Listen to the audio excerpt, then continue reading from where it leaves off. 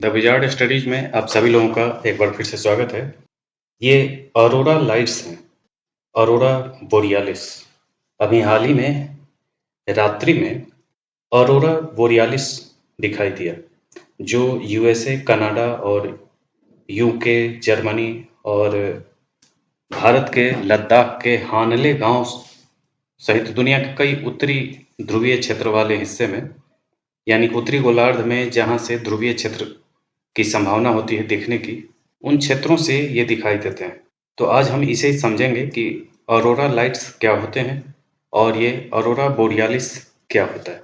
Aurora पृथ्वी के आकाश में एक प्राकृतिक प्रकाश प्रदर्शन है जो मुख्य रूप से उच्च अक्षांश क्षेत्रों यानी कि आर्कटिक और अंटार्कटिक के आसपास देखा जाता है। ऑरोरा सौर वायु के ऊर्जावान कण यानी कि इलेक्ट्रॉन और प्रोटॉन के उत्तरी वायुमंडल के परमाणुओं के साथ परस्पर क्रिया के कारण उत्पन्न होता है।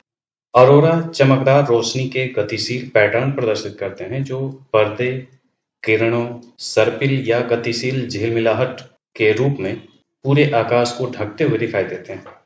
इन्हें सामान्यतः उत्तरी ज्योति यानी कि ऑरोरा बोरियालिस या दक्षिणी ज्योति यानी ऑरोरा ऑस्ट्रेलिस के नाम से जाना जाता है।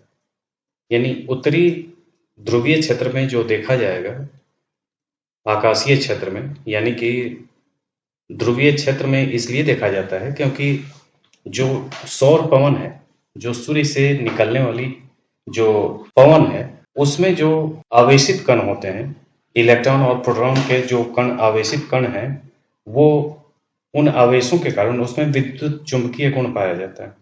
इसी कारण से जब वो वहां से चलते हैं तो पृथ्वी का जो चुंबकीय ध्रुवीय क्षेत्र होता है, जिसको आप नॉर्थ मैग्नेटिक पोल या साउथ मैग्नेटिक पोल कहते हैं, उसी मैग्नेटिक पोल के वजह से पृथ्वी में चूंकि घूर्णन होता है और घूर्णन के ही कारण पृथ्वी में एक मैग्नेटिक पोल का निर्माण होता है।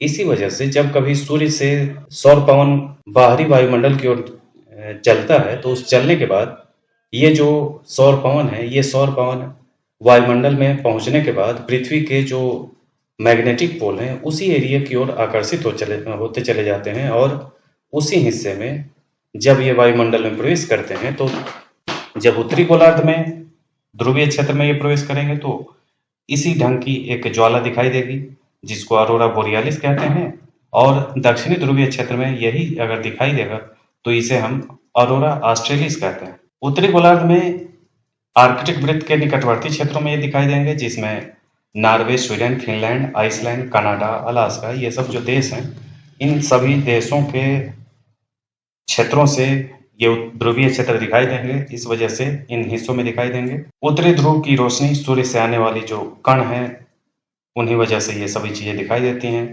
इसमें लाल, हरा और बैगनी रंग मुख्य रूप से दिखेगा, और यही विभिन्न प्रकार के, जिसमें कभी कोई कलर ज्यादा प्रधानता लिए हुए दिखाई देगा, कभी कोई कलर दिखाई देगा।